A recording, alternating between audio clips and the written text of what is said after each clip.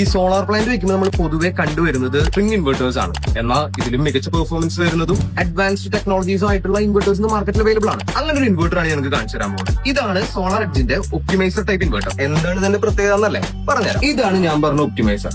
സാധാരണ ഒരു സ്ട്രിംഗ് ഇൻവെർട്ടേഴ്സിൽ നമ്മുടെ പാനലുകൾ സീരീസ് ആയിട്ട് കണക്ട് ചെയ്തേക്കായിരിക്കും. ഇതിന്റെ ഒരു പ്രശ്നം എന്താണെന്ന് വെച്ച് കഴിഞ്ഞാൽ ഇൻ കേസ് ഷെയ്ഡ് കാരണം കൊണ്ടോ അല്ലെങ്കിൽ ഡസ്റ്റ് കാരണം കൊണ്ടോ ഏതെങ്കിലും ഒരു പാനലിന്റെ പ്രൊഡക്ഷൻ കുറഞ്ഞു കഴിഞ്ഞാൽ അത് ബാക്കി എല്ലാ പാനൽസിനെയും ബാധിക്കും. അത് സീരീസ് ആയിട്ട് കണക്ട് ചെയ്തുകൊണ്ട്.